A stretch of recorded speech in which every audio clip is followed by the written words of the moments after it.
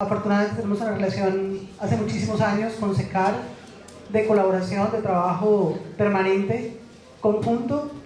Es más, pronto vamos a iniciar un proyecto de investigación que tiene que ver con inteligencia artificial. Vamos a tratar de apoyarlos en el desarrollo de un sistema inteligente para el desarrollo del pensamiento crítico. Es un modelo que surge de la Universidad SECAR y nosotros vamos a tratar de colaborar un poco en ese proyecto. Muchísimas gracias por la invitación, por la oportunidad de dirigirme a ustedes y contarles un poco lo que estamos haciendo nosotros en la universidad en el tema de inteligencia artificial.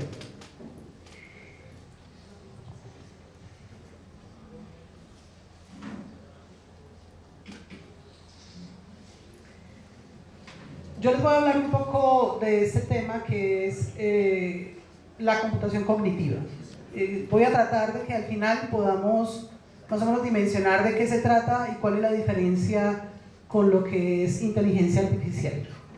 Pero todo esto lo voy a hablar en un contexto, y el contexto en el que yo voy a hablar con ustedes es sobre educación superior, ¿sí? Sobre educación en general y en particular en educación superior, porque es un poco la experiencia que hemos tenido nosotros.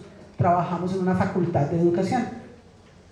Entonces, un primer referente para nosotros es este reporte. Es un reporte que se genera cada año. Ahora mismo la organización Educase es la que lo está generando, pero típicamente se ha llamado el reporte Horizon.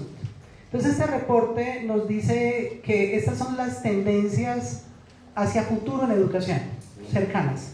Y esas tendencias tienen que ver con rediseñar los espacios de aprendizaje, aprendizaje mezclado, o sea, virtual y presencial, blended learning, una cultura de la innovación, medir el aprendizaje, cómo podemos medir el aprendizaje, que es un tema muy cercano a la inteligencia artificial, repensar cómo las instituciones trabajan, o sea, ese es el enfoque del trabajo que hacemos y que debemos hacer hacia 2023, es decir, los desafíos futuros.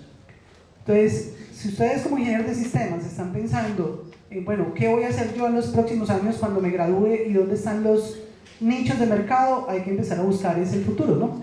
¿Qué es hacia futuro? La tendencia. ¿Y cómo yo me puedo involucrar en la tendencia? Entonces, la educación no está alejada de toda la industria en general. Es decir, sucede lo mismo en la industria. ¿Qué es la tendencia? ¿Qué es lo nuevo? ¿Y hacia dónde vamos? Entonces debo buscar cuáles son las dificultades y los desafíos más grandes que yo quiero involucrar. Nosotros estamos pensando en repensar las prácticas docentes, por ejemplo, ¿cierto? Que es lo deseable.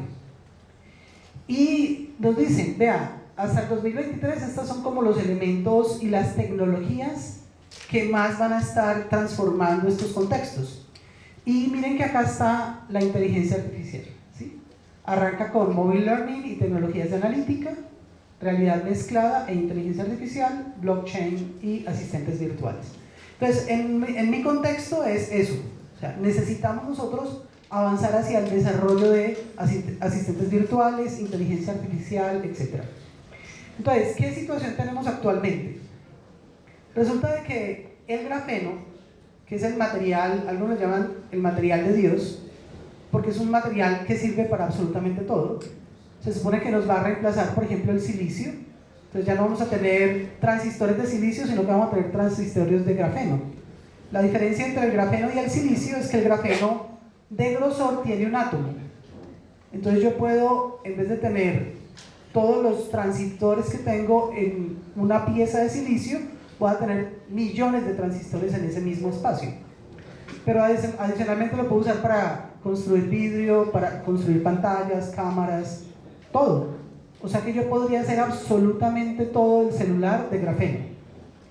Y además es más resistente que el diamante. Entonces es flexible, por eso es que nos están hablando de que podemos tener terminales que se doblan, etc. Entonces, gracias al grafeno es que empezaron a aparecer una serie de videos relacionados con el futuro. ¿Y cómo sería el futuro? Basados un poco en estas características. Entonces, Microsoft sacó una serie de videos relacionados con este tema.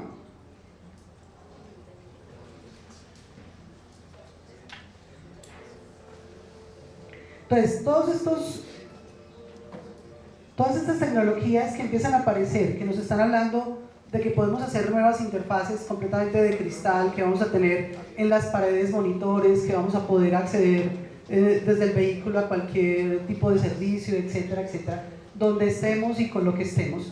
Adicionalmente mezclado con realidad virtual, realidad aumentada y realidad mezclada, vinculado con hologramas, con hologramas en 3D, etcétera. Todo esto mezclado que va no solamente a impactar la educación, sino absolutamente todas las áreas, todas las empresas y las industrias. Resulta de que detrás de todas estas tecnologías, a pesar de que tenemos pues estas tecnologías de nuevos materiales como el grafeno, etcétera, lo que realmente hay detrás de todo esto y el reto grande es la inteligencia artificial. Es decir, cómo vamos a poder aprovechar más ancho de banda, más capacidad de procesamiento, más memoria de almacenamiento, conectividad permanente, 5G, etc. O sea, ya no tendría problemas ni de hardware ni de velocidad de internet. Entonces, si me resuelven todos esos problemas, pues no los tenemos resueltos ahora, pero van a estar resueltos dentro de poco. Entonces, ¿qué pasa si a usted como ingeniero de sistemas le resuelven todos esos problemas? Y le dicen, ya no tiene problema de hardware, ya no tiene problema de latencia, siempre va a estar conectado, tiene todo el ancho banda que quiera, tiene acceso a todos los datos que quiera. Ahora, ¿qué va a hacer usted como ingeniero? Entonces tiene que usted buscar la manera de controlar todos esos datos y sacarles el provecho. Ahí es donde está realmente el nicho de futuro de lo que estamos hablando, de qué es lo que tenemos que hacer y hacia dónde tenemos que caminar. Entonces, por ejemplo, otra característica que tenemos acceso a la información y al conocimiento. Ahora, lo que se espera es que la educación superior en el futuro empiece a tener cada vez más contenido abierto, ¿cierto? Y que podamos usarlo. OpenCourseWare, por ejemplo, nos da acceso a cursos reales de universidades en todo el mundo. Solo el MIT tiene más de 2.000 cursos disponibles para que usted los estudie y cada vez traducen más y más contenido. Solo de una universidad, 2.000 cursos. Y ya cada vez hay más universidades de todos los países. Entonces, esto es real. O sea, aquí están, por ejemplo, en esta zona hay 30 universidades, aquí hay 59, por acá hay 32, que entregan contenido abierto, que podemos nosotros acceder. Si yo quiero saber qué están enseñando de Big Data en cualquiera de esas universidades, entro, busco Big Data y me salen todos los cursos reales que dictan en esas universidades en el mundo. Entonces, no tengo problemas de acceso a información, no tengo problemas de dónde encontrar información para aprender. Entonces se van a generar cosas como esta, ¿no? El Atlas Mundial de la Educación, que va a estar disponible. Y uno de los primeros datos que aparecen y de lo que nos empezaron a hablar inicialmente fue de Big Data, ¿cierto? Big Data. Entonces ahí, vamos a ver si sí nos funciona. Hay sitios, y cada vez vamos a tener más sitios como este, donde tenemos acceso a los datos abiertos de todo lo que nosotros querramos. Por ejemplo, este sitio web es de acceso libre, abierto, y tiene información de todo el mundo, tiene acceso a los datos abiertos de todo el mundo sobre todas las variables que ustedes quieran que manejan a nivel del Banco Mundial y de organizaciones internacionales. Entonces, por ejemplo, este ejemplo, que es uno de los tantos que están allí en el sitio, lo que nos está diciendo es cómo ha evolucionado las variables más importantes. Este eje de acá hacia arriba es la esperanza de vida, la expectativa de vida, es decir, ¿cuántos años promedio duramos? ¿Cuántos años promedio? Miren que cuando arrancó el promedio estaba como en menos de 40 años. Menos de 40 años era la expectativa de vida en 1800. Y ahora que vamos subiendo, la expectativa de vida va incrementándose. Y hacia acá está cuánta plata, ingreso per cápita promedio hay en los países.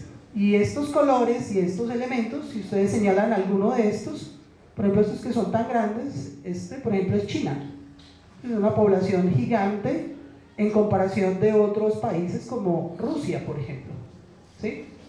Entonces miren que los colores están acá por continentes y cada uno de estos elementos es un país, ¿cierto?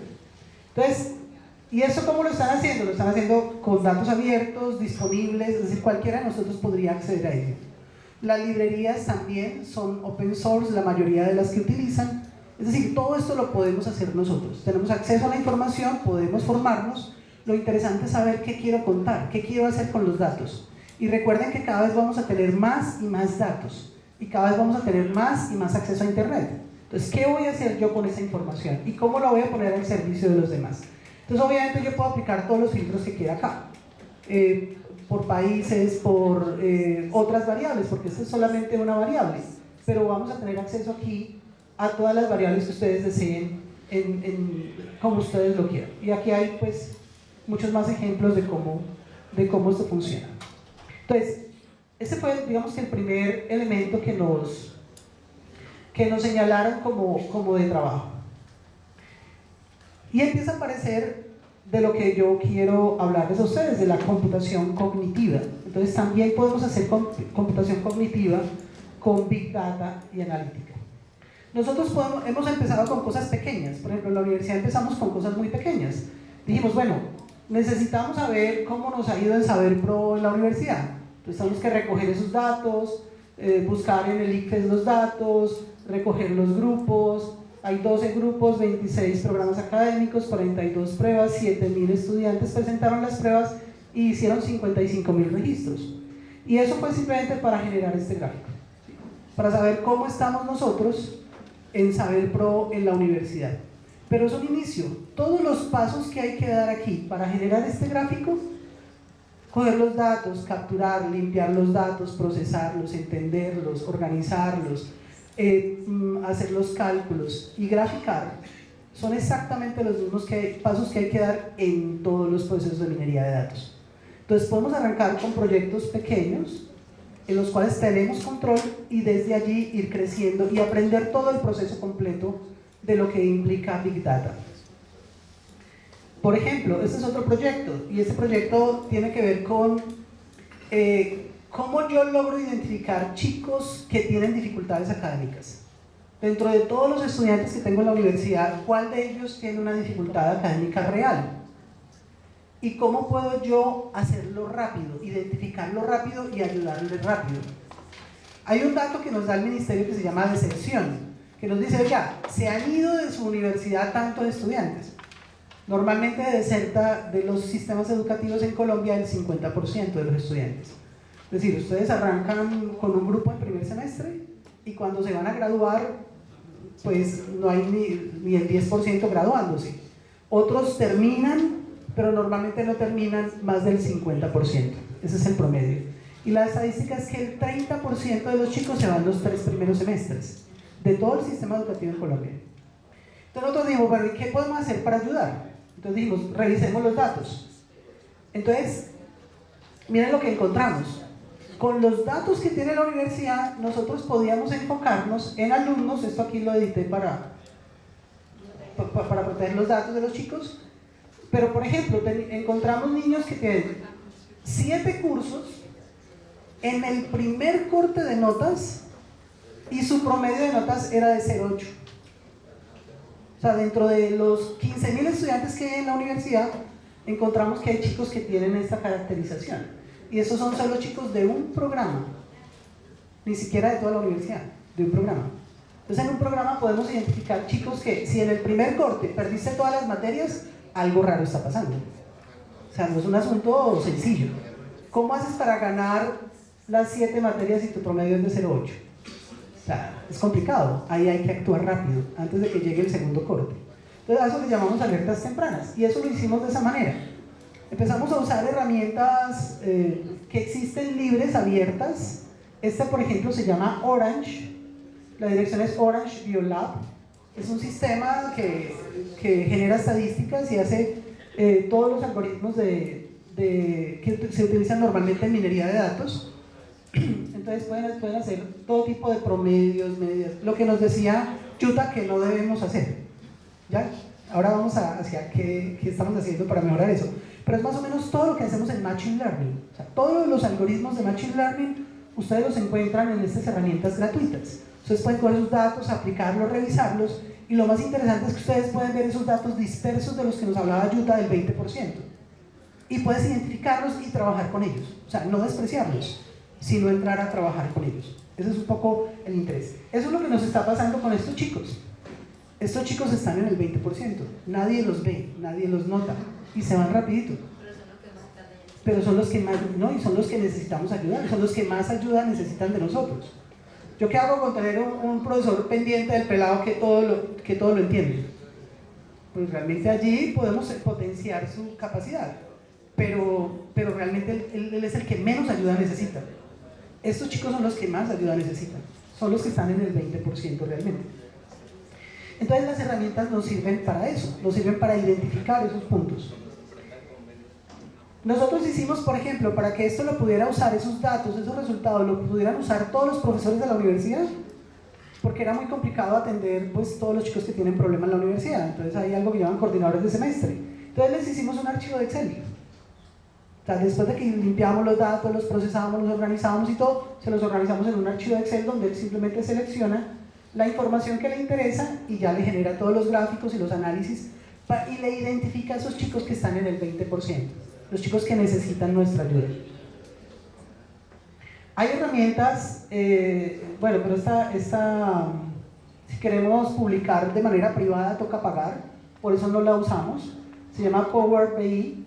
Nosotros no podemos publicar pues los datos de los muchachos, pero son sistemas que nos permiten de manera muy fácil armar, eso lo exporta a una página web, una página HTML. Entonces si sus datos son abiertos no van a tener problema en usar esta herramienta de manera gratuita.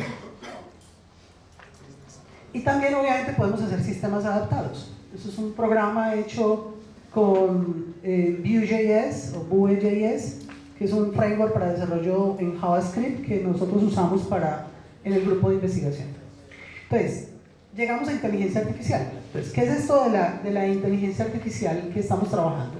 ¿Y por qué nos interesa? Ya vimos que es una tendencia y aquí hay un tema, Rosemary Looking nos dice, el aprendizaje de máquinas y la inteligencia humana, el futuro de la educación en el siglo XXI. O sea, nos está diciendo, ya es necesario que lo pensemos, lo analicemos y veamos cómo lo vamos a trabajar. En Horizon 2017 decía ya que en 4 años, o sea en el 2021, la universidad debería adoptar la inteligencia artificial por su potencial para el aprendizaje en línea, el software educativo adaptativo, los procesos de investigación y una relación más natural con los estudiantes. Eso es lo que nos plantea. Ya empezamos a hablar desde este año muchísimo de la cuarta revolución industrial, que nos dice que es una cuarta revolución basado en la inteligencia. O sea, que el cambio que va a tener la inteligencia artificial en absolutamente todas las áreas, absolutamente todas, va a ser tan trascendental, obviamente con cambios de roles, de empleados, etcétera, desempleos, nuevos empleos, reentrenamiento, etcétera, que va a ser tan drástico como las revoluciones anteriores.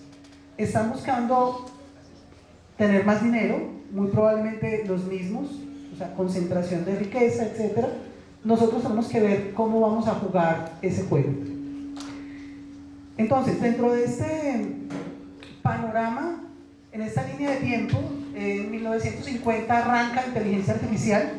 Primero inteligencia artificial se esperó hacer máquinas que pensaran como humanos, fue muy complicado al comienzo, entonces cambiaron a cosas más en el enfoque racional, o sea, máquinas que hicieran algo dentro de un contexto específico y que razonablemente fuera un buen resultado, o sea, los promedios de los 80% que nos hablaba Yuta. Entonces, luego aparece el aprendizaje automático en 1980 y es el machine learning, ¿no? Y aparece aprendizaje profundo con redes neuronales convolutivas en el 2000 y ya aparece en el 2008 la computación cognitiva. Entonces, en ese escenario es donde estamos. Si nosotros queremos hacer algo diferente, nuevo, cuando nos vamos a graduar, tenemos que apuntarle a lo que está de alguna manera emergiendo para poder ir rápidamente a la frontera del conocimiento.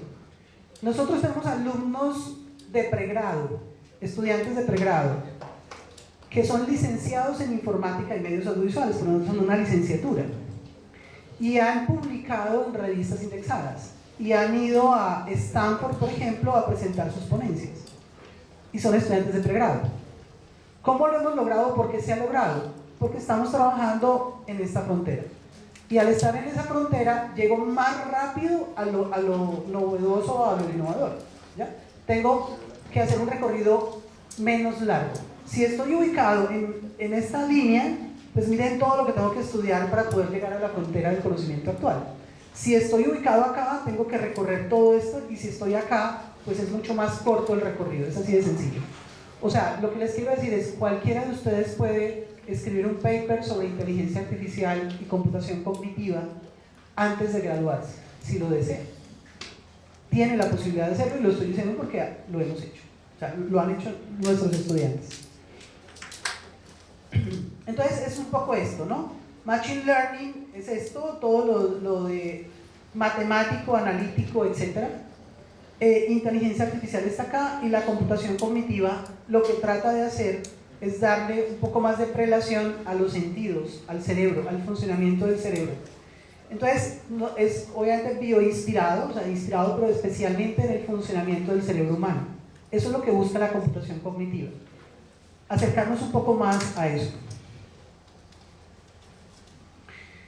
Entonces tenemos redes neuronales. ¿Qué es lo que pasa con las redes neuronales? Cuando nosotros miramos las redes neuronales por dentro, son nodos que son simplemente números, son realmente funciones que parten los datos en un sentido determinado. Entonces yo tengo unas entradas que voy partiendo por medio de funciones, y al final entonces puedo clasificar un dato en qué grupo está. Y eso se hace por entrenamiento. Entonces estos datos van variando y se van ajustando hasta que funcione. Vamos a ver si nos funciona este vínculo para verlo rápidamente. Aquí tengo este problema. Necesito clasificar estos datos, ¿cierto? Y para clasificar estos datos hice una red neuronal que tiene dos entradas, una capa intermedia y una capa de salida. Cada una de estas son unas neuronas que tienen una información y unos pesos. Voy a entrenarla. O sea, ahí le di play acá, él está entrenando. Ese entrenamiento lo que está haciendo es un cálculo matemático variando estos valores hasta que logra él clasificar los que quedan por fuera y los que están adentro, ¿sí? Más o menos un poco lo que nos estaba diciendo Yuta. Eso es lo que hace una red neuronal. Pero ¿qué pasa cuando la red neuronal termina? Y yo digo, listo, ya me quedó bueno. Que si yo quiero mirar esto qué significa, pues no significa nada. Yo no lo puedo interpretar porque es simplemente un valor numérico. Casi como si fuera aleatorio, casi. ¿Sí? Que fue entrenado en pasos sucesivos, en una serie de pasos sucesivos. Esto se adaptó hasta que se adaptara a los datos de entrenamiento. Entonces, cuando yo lo miro son números y no me dicen nada del problema, no me dicen nada del modelo. Eso es Machine Learning hasta ahora. Eso es Machine Learning. A crear una serie de procesos matemáticos que me ayudan a mí a clasificar algo, ¿ya? Pero ¿qué pasa por dentro? ¿Qué me dice del modelo? No tengo información al respecto.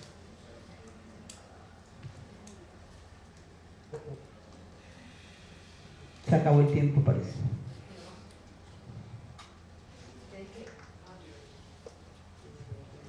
Ok. Entonces, así funciona Machine Learning. Y así funciona, por ejemplo, TensorFlow de Google. Tú puedes usar TensorFlow para crear tus propias redes neuronales. Es libre, es gratuito, pueden accederlo, están todos los manuales, toda la información, y te explica cómo hacer un modelo de red neuronal, incluso convolutiva, que es un conjunto de redes que le llaman aprendizaje profundo. Entonces tú puedes generar unos modelos con tus variables para que te las clasifique de acuerdo a tus necesidades. Y eso lo puedes hacer con TensorFlow en cualquier lenguaje de programación, pues tiene para la mayoría de los lenguajes que usamos. Y tenemos Google Cloud Platform, por ejemplo, que tiene todos los servicios de inteligencia artificial disponibles. Ustedes también pueden acceder y van a tener aquí acceso a todos estos tipos de algoritmos para usarlos en sus lenguajes. Ellos tienen una versión gratuita, les da hasta $300 para ustedes trabajar de crédito en sus desarrollos. Para proyectos de aula son perfectos, alcanza el recurso. Nosotros incluso hemos hecho algún proyecto de desarrollo con esa cuenta gratuita. Amazon tiene lo mismo, aunque Amazon es un poco más costoso, los servicios. Google en términos generales es más económico. Está IBM de Watson, IBM tiene una iniciativa académica que les permite renovar los servicios gratuitos cada semestre a los estudiantes, a los profesores cada año y a los investigadores cada 2 años. Entonces eso se podría gestionar y usar Watson. Entonces también tiene todos los servicios de inteligencia artificial, Big Data, o sea, todas las grandes empresas tienen lo mismo, o sea, todos están apuntando a lo mismo y quieren que ustedes aprendan con ellos, con sus herramientas. Por eso todos dan una versión gratuita para que usted pruebe las herramientas, pero todos tienen cursos, cómo se manejan, cómo se usan, etc. Lo mismo que Microsoft Azure, que es el que realmente a mí personalmente menos me gusta, y hay soluciones específicas. Entonces ya aparecen soluciones específicas para problemas específicos, como por ejemplo Dialogflow, para tú crear un chatbot que se comunica con lenguaje natural con un usuario en un dominio en particular. Tú lo entrenas sobre ese dominio. Entonces quiere hablar sobre algo de ventas en particular, tú le entrenas el lenguaje, el tipo de datos que tú quieres, y entonces él va a dialogar. Bueno, y hay herramientas que ellos han ido desarrollando. Entonces, ¿cuál es la diferencia con computación cognitiva? En términos generales, al comienzo parece lo mismo que inteligencia artificial: visión por computador, machine learning, procesamiento de lenguaje natural, optimización, planeación, robótica. Es muy parecido, o sea, es realmente lo mismo. Por eso la gente normalmente dice que es lo mismo, o sea, que inteligencia artificial es lo mismo que ciencias cognitivas, es lo mismo que computación cognitiva. Se puede hacer entonces analítica cognitiva. Miren que se habla de analítica descriptiva, analítica predictiva, analítica prescriptiva y analítica cognitiva, pensando en que es un proceso superior. A nosotros nos interesa mucho este tema. Este es el pensum de nuestros estudiantes licenciados en informática, y dentro de él tenemos una serie de materias, y por eso nos interesa este tema, por eso lo estudiamos. Ellos estudian cognición y computación, inteligencia computacional, robótica básica y ambientes educativos tecnológicos. Incluso después ven una de producción de artefactos tecnológicos para educación. Entonces, por eso estamos tratando de investigar en el tema. En el primero que yo me involucré fue en tratar de desarrollar juegos educativos colaborativos adaptativos. Es decir, videojuegos educativos que enseñen, que fueran colaborativos y que además tuvieran inteligencia artificial. Entonces, para ello diseñamos cómo sería un videojuego inteligente, cómo serían los agentes inteligentes que tendríamos que diseñar y cómo serían sus mecanismos internos.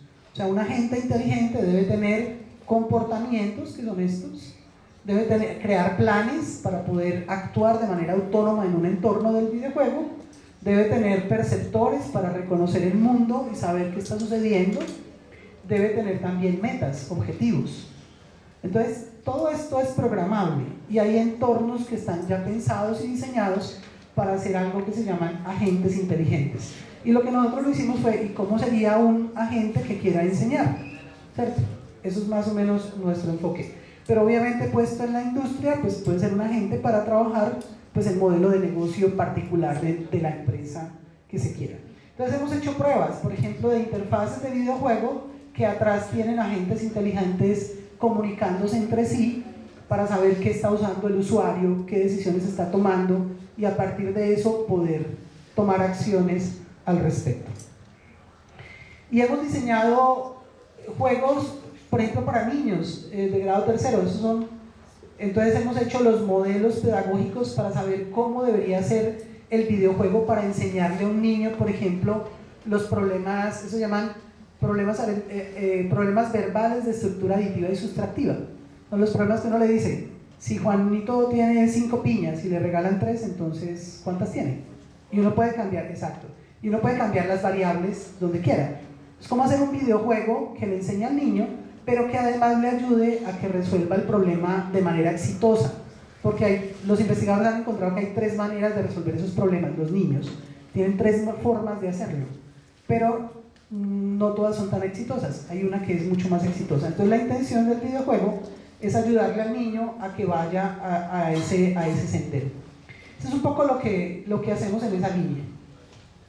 Pero ya hablando de la computación cognitiva como tal, en el grupo de investigación en informática y computación cognitiva, el profesor Manuel Caro es doctor ya graduado, y él es el que ha liderado el grupo de investigación en esta línea y nos ha llevado a trabajar entornos inteligentes de aprendizaje, es decir, cómo metemos inteligencia artificial en educación. Entonces, en esa línea hemos trabajado cómo poder hacer los módulos tutores, el módulo del experto, el módulo del estudiante, con interfaces gráficas interesantes. Pero resulta de que nos interesa trabajar, por ejemplo, esto es un tutor cognitivo para enseñar el concepto de programación orientada a objetos, para introducir el concepto de programación orientada a objetos. Este es para fundamentos de programación, se llama FunPro. Este es un robot que se hizo para trabajar con los niños de primaria, para trabajar, ejercitar solución de problemas matemáticos en ángulos y longitudes. Entonces es el robot el que le está explicando cómo resolver el problema al niño. El niño debe repetir el proceso y el robot se da cuenta de si lo hizo como debe ser o no. Entonces, para eso nosotros nos embarcamos en un proyecto grande, que es crear nuestra propia arquitectura cognitiva. Entonces, ¿qué es esto de una arquitectura cognitiva? El profesor Manuel hizo una investigación y se basó en 40 arquitecturas cognitivas, estudió las 40 arquitecturas cognitivas más interesantes, pues, que más publicaciones tenían en el mundo. Con 20 de ellas creó un lenguaje común y con las otras 20 verificó si ese lenguaje servía para expresar esas otras 20 arquitecturas. Es decir, creó un lenguaje común a todas las 40 arquitecturas existentes. Ahora, y creó un modelo único que lo llamó MOF. Entonces él dijo, vea, con estos términos usted puede hablar de arquitectura cognitiva de la que quiera, y ahí tiene todo lo que usted necesita. Entonces, con base en eso, miren todas las arquitecturas cognitivas que existen en los últimos 40 años. Cada cosita de esta es una arquitectura cognitiva. Y esto es desde el año en que se crearon las primeras. Desde 1970, ACTR es la más longeva y la que sigue más vigente en el tiempo. Pero todas estas son arquitecturas, algunas han dejado de existir, ¿cierto? Y hay otras que se han mantenido activas en el tiempo. Eso es un poco lo que trabajan. Una arquitectura cognitiva debería trabajar como mínimo percepción, es decir, visión, audición, tacto, olfato, sensores, propioceptores y captación de símbolos. El sistema de atención. Entonces miren que estas son todas las partes que tiene nuestro cerebro. Cómo capta información, cómo analiza esa información, cómo guarda esa información en la memoria, cómo es el aprendizaje, que es lo más complejo. Cómo aprende, o sea, cómo logramos que un sistema pueda aprender. Ese es un poco el ámbito en el que nosotros estamos investigando. ¿En dónde aplica esto? Pues a todas las áreas, absolutamente a todas las áreas, como lo veíamos al comienzo. Agentes virtuales, juegos, robótica, experimentos psicológicos, procesamiento del lenguaje natural. Todo eso que ustedes ven acá es salido de artículos de investigación.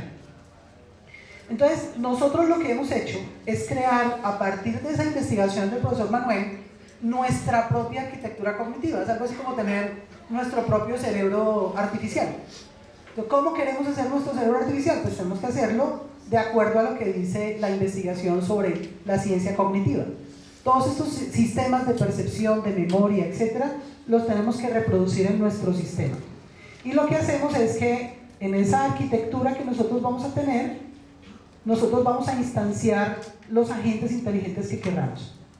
A esa arquitectura nosotros le llamamos Karina. Y es esta. Esta es la arquitectura. Pues en papel, ¿no? Entonces, en papel tenemos tres partes principales. Una se llama Object Level, que es como todo el funcionamiento básico del cerebro. Cómo capto la información, cómo clasifico esa información, cómo la interpreto, cómo puedo tomar decisiones sobre ella y qué acciones decido hacer. Y miren que esto es genérico para cualquier problema, por eso se llama arquitectura. La diferencia con un programa normal o un agente inteligente es que un agente está hecho para solucionar un problema. Una arquitectura está pensada para solucionar cualquier tipo de problema de cualquier ámbito. Es decir, cómo poder hacer un sistema que me sirva para resolver todos los problemas. Entonces, esta arquitectura tiene este Object Level, pero esta arquitectura se llama metacognitiva. Es decir, que tiene otro nivel en la parte superior, que analiza las decisiones que toma la sección de abajo, tal como hace nuestro cerebro. Nuestro cerebro actúa de manera inmediata y rápida con lo que hace, pero hay momentos donde dice, ole, yo sí hice bien eso, o me quedó mal hecho. Oye, yo debería hacer tal cosa. Entonces, ese proceso es metacognitivo, es decir, razonar sobre lo que yo hice. Entonces, nosotros tenemos una capa que se llama meta level. Nosotros tenemos programado alguna parte de esto, solo una parte de esta parte. Y nada de esto. Tenemos solamente diseños conceptuales que están publicados en papers internacionales, pero apenas estamos trabajando. Y esto todo es el sistema de memoria. Todo esto es el sistema de memoria. Entonces, ¿con eso qué hemos hecho? Hemos hecho desarrollos ya. Hicimos un desarrollo para el Ministerio de las TIC y el ICFES. El propósito de este proyecto era: ¿cómo puedo yo calificar las pruebas del ICFES, las preguntas abiertas del ICFES? Tengo una pregunta abierta, usted contesta. ¿Cómo hace una máquina para decidir si usted contestó bien esa pregunta? Entonces, nosotros hicimos un prototipo con esta tecnología diciendo que lo podemos hacer. Y logramos hacer un modelo cognitivo para resolver ese problema, lo probamos, hicimos un sistema, una interfaz que se llama CAMS, y en ella resolvimos ese detalle. Entonces, esas son algunas pruebas, pero hicimos solo un prototipo.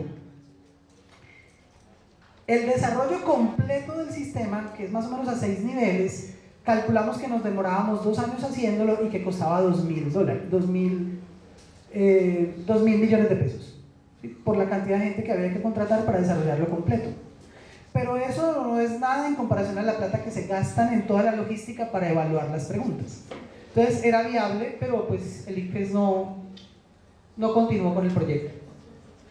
Ese es Ron Sun y por acá está Jin-Chi Wang. Son los dos autores más relevantes en el área de la inteligencia artificial en este campo de la computación cognitiva en el mundo. Cada uno ha creado una arquitectura cognitiva y son líderes en el Jin-Chi Wang es el que más ha escrito y Ron Sun es el que más escribe actualmente sobre el tema a nivel internacional. Ambos vinieron, conocieron la arquitectura, miraron lo que estamos haciendo, nos dijeron, esto sí, ustedes más o menos tienen aquí 15 años de investigación en esa área con lo que tienen y hacia dónde van. Pero ustedes están a la par de cualquier grupo de investigación en el área, en el mundo. Y nos decía Jin-Chi Wang, y vea que yo los conozco a todos. O sea, yo he ido a conocer todos los laboratorios de inteligencia artificial sobre el tema de arquitecturas cognitivas y les puedo decir que ustedes están a la par de cualquiera del mundo. Y nosotros estamos en Córdoba y todos los con los que trabajamos son licenciados en informática y medios audiovisuales. Son los chicos con los que hacemos la investigación. Es decir, si nosotros lo podemos hacer en Córdoba y lo podemos hacer con nuestros chicos de licenciatura, obviamente ustedes pueden también hacerlo sin ningún problema si se deciden a trabajar en serio en una línea de investigación, sea esta o cualquiera. Es decir, a lo que me refiero es que sí podemos estar en la frontera del conocimiento, sí podemos llegar a hacer los desarrollos que necesitemos, lo único que necesitamos es pues trabajo. Esta es la última herramienta en la que estamos trabajando. Esta herramienta se llama ECHO y básicamente lo que busca es traducir lo que las personas dicen sobre sus problemas, las personas, cualquier persona de una región determinada, y traducirlo en objetivos de desarrollo sostenible. Ese fue el reto. Ese fue un reto que el UNFPA es el Fondo de Población de las Naciones Unidas en Colombia. El MINTIC dijo, ¿qué problema tienen ustedes de inteligencia artificial? Que se pueda resolver con inteligencia artificial. Entonces yo dije, vea, tengo este problema. Entonces el ministerio dijo, ¿qué grupo de investigación en Colombia quiere resolver este problema con inteligencia artificial? Entonces nosotros dijimos, lo podemos resolver con computación cognitiva. Entonces nosotros participaron 12 grupos de investigación de Colombia y nosotros nos ganamos esa convocatoria, gracias. Esa convocatoria la ganamos y desarrollamos un prototipo para ellos el año pasado. A ellos les gustó mucho el prototipo, entonces nos contrataron para mejorar el prototipo. Entonces le hicimos una mejora y lo aplicamos en Cartagena a los alcaldes que estaban en un evento nacional de alcaldes. Aplicamos la herramienta, la idea es usar la inteligencia artificial para planear un país más inteligente y sostenible a partir de lo que a la gente realmente le interesa. La idea es, las personas hablan y nosotros reportamos sus percepciones en tiempo real relacionados con los ODS. Usted dice lo que quiera decir de su área, de su tema, y entonces del problema que vive en su barrio, porque la idea es encuestar a todas las personas, y entonces se hace con el trabajo de inteligencia artificial esto, pero lo hacemos con computación cognitiva. Y eso es lo que espero que veamos de la diferencia de computación cognitiva con lo que les mostraba de Machine Learning. Entonces, por ejemplo, nosotros trabajamos un enfoque que se llama inteligencia aumentada. ¿Cuál es la diferencia con la anterior? Que nosotros un poco pensamos lo que nos decía Yuta. Trabaje por las personas y con las personas. O sea, nosotros no pensamos en sistemas para reemplazar el trabajo de otros, sino que pensamos cómo podemos nosotros potenciar el trabajo de los expertos. Ese es un poco el trabajo de nosotros. Y por eso el enfoque nosotros le llamamos inteligencia aumentada. Usar la inteligencia artificial para mejorar la eficiencia en el desarrollo de las tareas humanas. Entonces, tenemos que hacer una serie de cosas. Estos son como los pasos que hacemos. Nosotros les llamamos análisis de la tarea cognitiva. Entonces, tomamos a un experto, analizamos ese experto cómo soluciona el problema, y a partir de entender ese problema, entonces buscamos soluciones con esta tecnología. Entonces, por ejemplo, creí que tenía una diapositiva acá anterior, qué pena. Bueno, entonces, lo que hicimos para resolver ese problema fue esta estructura. Bueno, esto básicamente lo que nos está mostrando acá es cómo lo hicimos. Usamos inicialmente Google Cloud Platform, desarrollamos en Vue.js, JavaScript, la parte de la interfaz, la parte del backend fue desarrollada, el corazón de Karina está desarrollado en Node.js, con base de datos MongoDB. Es decir, son tecnologías que todos ustedes, me imagino, conocen o van a conocer dentro de su carrera. Incluso es un lenguaje que antes se despreciaba un poco frente a otros lenguajes que se consideraban mejores, más tipados, etc. Pero nosotros creemos que aquí está el futuro y por eso lo estamos usando con esa. Porque recuerden que estamos pensando en lo que viene hacia el futuro. Entonces creemos que ese estándar va a imponerse por el Internet de las Cosas, por la computación en la nube, etc. Y le apostamos a esa tecnología. Fue a partir de un estudio que hicimos nosotros. Entonces consideramos que esta es la tecnología que nos va a ayudar hacia el futuro y que podemos desde ahora empezar a trabajar. Entonces esto es lo que hicimos, desarrollamos un sistema de esa, y está basado en este concepto, en un concepto que fue Jin-Chu Wan, uno de los que vino acá, nos contó sobre este concepto, y es ¿cómo logro yo asemejar un concepto a otro? ¿Cómo sé que lo que esta persona dijo está cerca de lo que dicen los objetivos de desarrollo sostenible? Entonces no usamos una matemática normal, la aritmética y las proporciones y tal, sino que buscamos otra alternativa. Y esa alternativa es esta: computar conceptos. Aquí estamos sumando conceptos, no números. Tal concepto está cercano a tal concepto y lo hacemos por proximidad semántica. Y esa proximidad semántica se da en una red semántica. Nosotros hicimos una red semántica, por ejemplo, del primer objetivo de desarrollo sostenible, y miramos todas las variables que estaban interrelacionadas. Entonces, si alguna persona habla de la comunidad, pues sí, tiene que ver. ¿Por qué? Porque tiene que ver con el tipo de acceso, con los servicios básicos, etc. Entonces empezamos a computar conceptos, no números. Y entonces más o menos este es el ejercicio, esta era la diapositiva que estaba buscando ahora. Cuando hablamos con el experto nos dijo, vea, es que yo lo hago de la siguiente manera, y nos dijo cómo lo resolvía él. Entonces empezamos a identificar qué era lo que él hacía, cómo identificaba las palabras claves, por qué consideraba que eran palabras claves, etc. Y empezamos a aprender de él y a sacarle toda la información posible al experto de cómo lo resolvía. Y luego de que lo hicimos, entonces empezamos a construir cómo serían las soluciones genéricas para este problema. Sí, claro. ¿Cómo construyeron la red semántica? O sea, la red semántica, la anterior, ¿puedes colocarla? Ah, sí. O sea, ¿cuántos expertos participaron aquí? ¿Cómo se definieron los conceptos y sus relaciones? Entonces, este fue el primero que hicimos. Y el primero que hicimos lo hicimos con base en la documentación que nos entregaron ellos. Nos dijeron, vea, esta es la información clave de los ODS. Entonces la estudiamos, la revisamos y la trabajamos con un profesor, un doctor en literatura, que es del grupo de investigación de nosotros, el profesor Llerena. Entonces él tiene un doctorado en léxico, no sé qué, es decir, No solo en español, sino en informática también, y se me escapa ahora el término. Entonces, él nos ayudó, o sea, él es experto en esta, y nos dijo que la estructura podría quedar de esta manera. Entonces, y fue la primera, y ya ahora miramos cómo evolucionó eso, o cómo ha ido evolucionando, porque ahora estamos en eso. Entonces luego cogimos al experto, miramos y hicimos unos ejemplos. Entrevistamos a alguien y empezamos a mirar y lo comparamos con la red semántica que hicimos y lo que haría el experto, y ahí fuimos depurando el proceso. Al final quedaban redes semánticas de este tipo, y eso entonces decidimos introducirlo computacionalmente al sistema, y lo que hicimos fue una serie de formas en que podríamos nosotros computar esa información y almacenarla que fuera eficiente, rápida, etc. Al final tenemos un conjunto de palabras que armaron esa primera red semántica.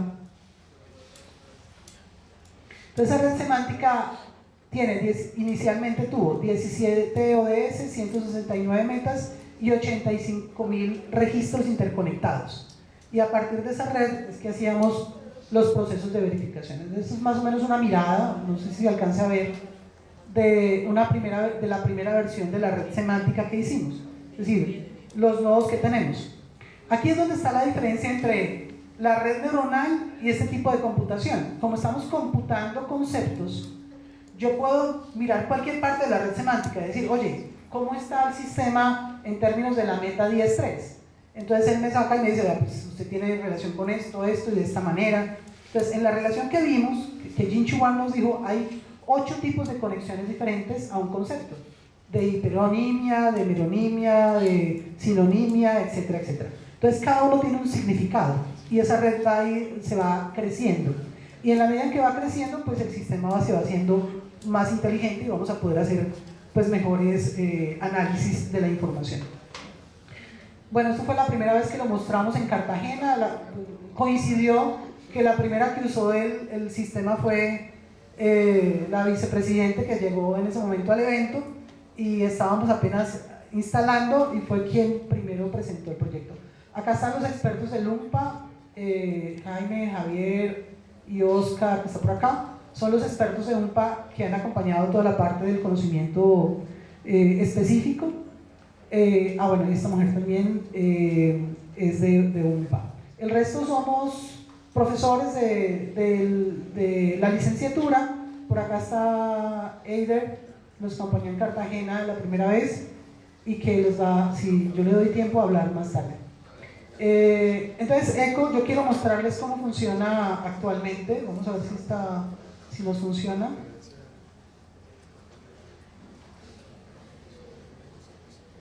Juan Carlos, ¿puedo hacer otra pregunta? Sí, claro. ¿Han pensado en que la creación de esa red sea colaborativa? O sea, que ese conocimiento no sea resultado de un análisis de un experto, ¿sí? Porque es que, claro, este es un problema mundial, donde incluso el concepto de pobreza aquí en Colombia, en Montería, es una cosa particular, ¿sí? Pero si tú vas a Chile, ellos tendrán otra idea de lo que es la pobreza. Y bueno, y si vas a Toronto, o sea, la pobreza es totalmente distinta.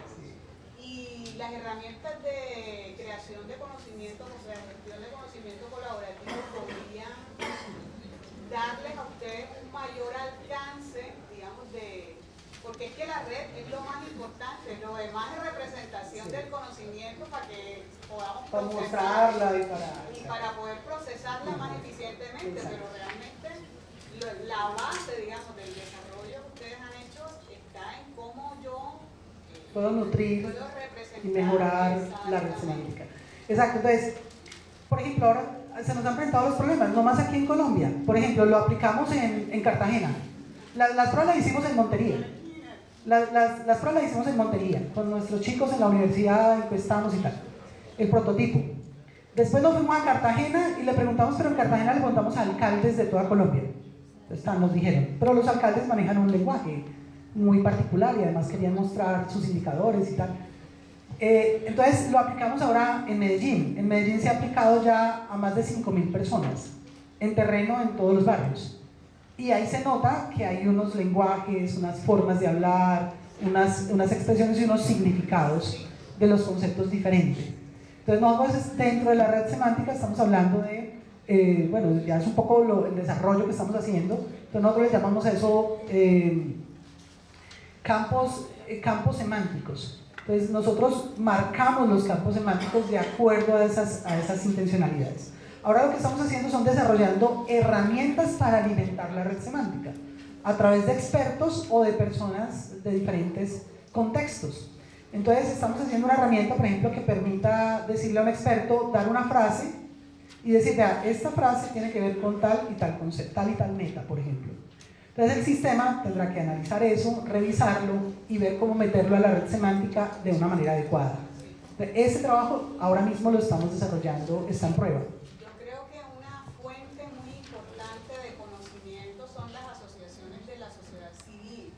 Las personas que trabajan en temas de derechos humanos, porque estas personas son las que apoyan la creación de todos estos objetivos, vienen de unas discusiones de estas asociaciones, o sea que este tipo de organizaciones también deberían tener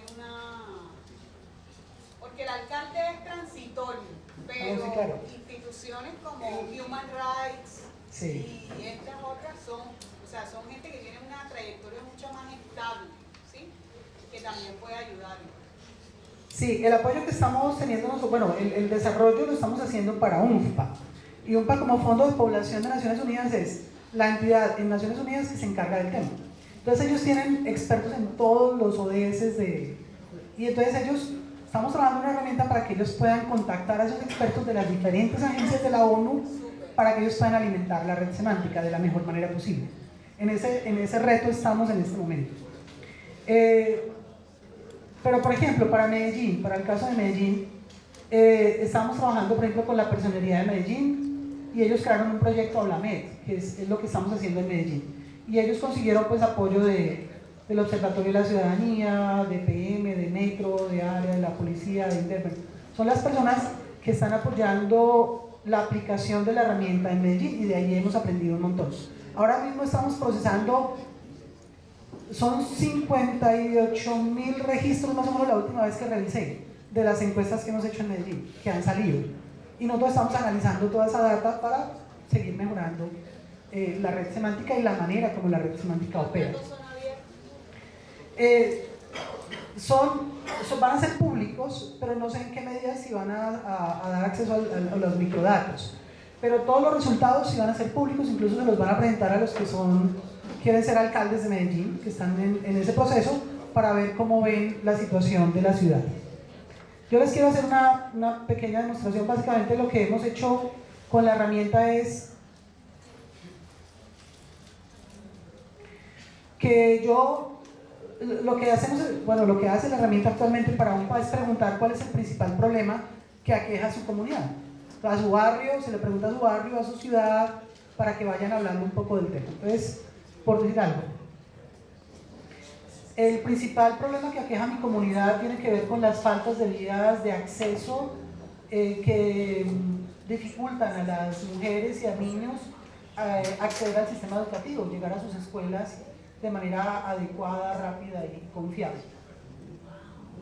No sé, por decir algo. Hay una expresión de este tipo, entonces el sistema analiza la información que se le dijo y digo, bueno, usted lo que está hablando tiene que ver con básicamente dos ODS. Uno que es educación de calidad, en un porcentaje, 75%, pero también tiene que ver con hambre cero. ¿Y por qué con hambre cero? Si no dijo hambre, lo que pasa es que la educación y el no tener acceso a la educación podría potencialmente generar. Pero adicionalmente cada ODS tiene dentro metas. Entonces esas metas son ya más micro y son, digamos que donde más coherencia hay la relación. A veces uno ve la relación acá y no le encuentra sentido, pero cuando entra a la meta pues hay una relación clara y evidente del proceso. Entonces sí, estamos trabajando en cómo procesamos esos datos, cómo podemos sacar datos de lo que tenemos. Yo les voy a mostrar acá rápidamente algunos intentos que estamos haciendo de cómo mostrar la información. Entonces hemos hecho ejercicios de cómo mostrar, cada color representa un ODS, ¿cierto? Juan Carlos, Yuta tiene una pregunta. Ok. Justo dentro de la herramienta, que esa otra fuente de información pueda ser incluida, digamos, dentro de... Lo hemos hablado como posibilidad de desarrollo. Realmente se puede. O sea, lo que pasa es que la herramienta, esta parte de interfaz, es lo que necesita UMPA. Pero lo que hay detrás, que nosotros le llamamos Karina, y los algoritmos que tiene Karina, pues están pensadas genéricas. Entonces realmente, internamente Karina solamente le manda una cadena de texto y él la analiza. Entonces esa puede ser traída de Twitter, de Facebook, de lo que queramos. No hay ningún problema.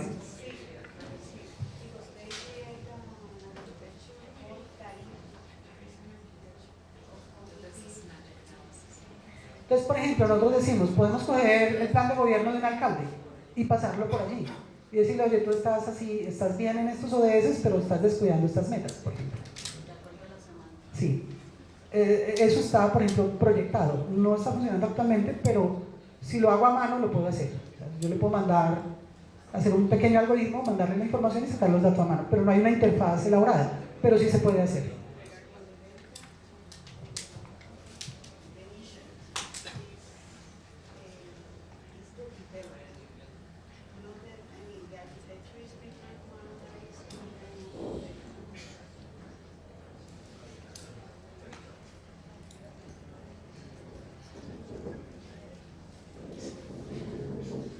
Bueno, y para dejarlos descansar, los trabajos futuros que esperamos hacer tienen que ver con todo este ecosistema.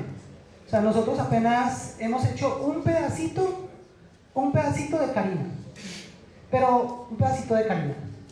Pero lo que esperamos es poder hacer, obviamente, muchos agentes cognitivos que puedan usarse usuarios, ya hemos hecho varios, como les he mostrado, pero queremos hacer un sistema que le llamamos M++, que es una interfaz gráfica donde la gente pueda construir su propio modelo cognitivo y no tenga que saber todos los intríngulis de cómo funciona la inteligencia artificial, sino que pueda decir, vea, yo tengo quiero hacer este sistema de percepción, quiero hacer este sistema de clasificación, ¿ya?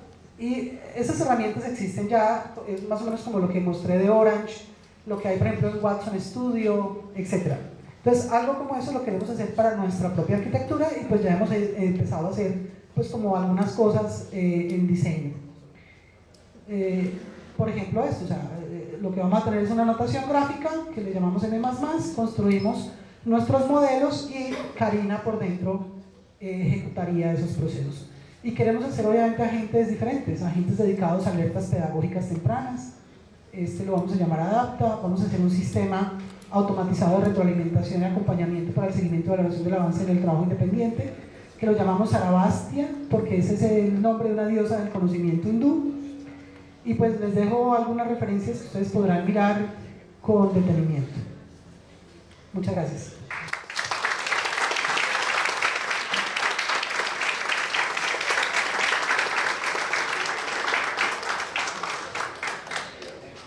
¿Hay preguntas por parte de los estudiantes del auditorio?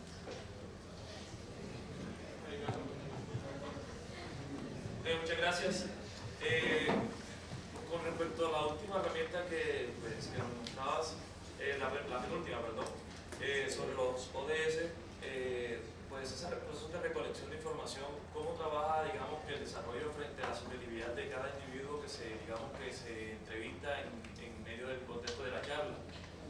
Pues las problemáticas son vistas desde cada perspectiva, tienen un enfoque muy personal y pues quiero saber si de pronto la herramienta toma en cuenta, digamos, que alguna categorización de acuerdo a diferentes puntos de vista y con eso digamos que trabaja o depura aquella información que esté netamente descontextualizada con realmente la problemática que se está evidenciando. Sí, por ahora lo que nosotros hacemos, perdón que no estoy mostrando lo que quería.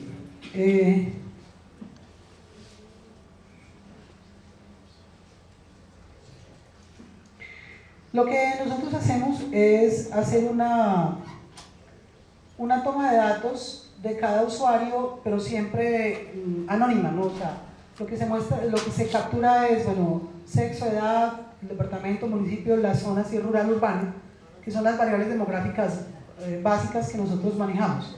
Y con base en esa podemos hacer desagregaciones y comparaciones.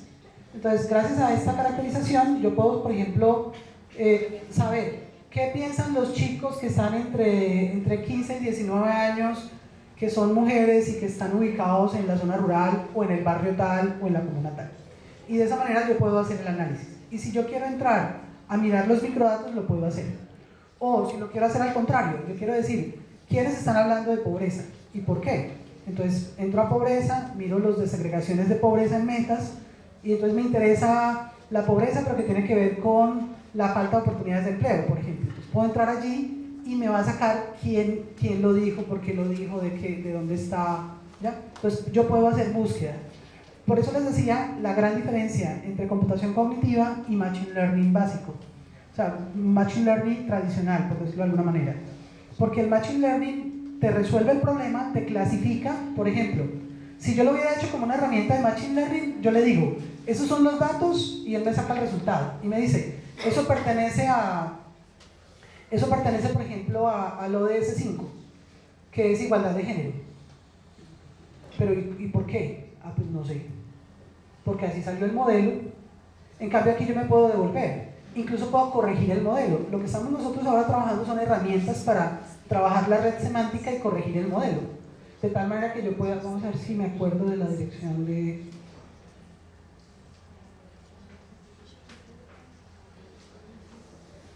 no me acuerdo.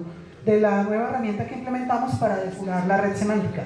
Yo puedo devolverme, mirar el modelo, ajustar el modelo, pero de acuerdo al conocimiento, por ejemplo, que tú dices. Resulta que esta información me está saliendo sesgada porque está interpretando tal concepto que en Antioquia significa una cosa diferente. Entonces yo puedo entrar a la red semántica y decirle, no, cuando encuentro este concepto se está relacionando con este otro concepto dentro de ese espacio de trabajo específico. Entonces le enseño la herramienta y es muy fácil hacerlo muy rápido. Si lo hiciera por Machine Learning no tendría manera de hacer esa corrección. Tendría que volver a correr el modelo, tratar de buscar muchas repeticiones para hacer esa corrección. Porque como Machine Learning lo hace por promedios, o sea, saca promedios y estadísticas y con base en eso ajusta el modelo. Aquí no lo haces con base en estadísticas. O sea, obviamente sí se usan, pero es decir, la corrección tú la puedes hacer directo en la fuente y ajustar las conexiones. Es como enseñarle a otra persona y decirle, oye, no, eso así se le dice en el interior, pero eso significa otra cosa. Aquí significa otra cosa. Entonces, eso que hacemos nosotros como humanos es lo que hacemos en la red semántica y la ajustamos. Entonces es una manera diferente.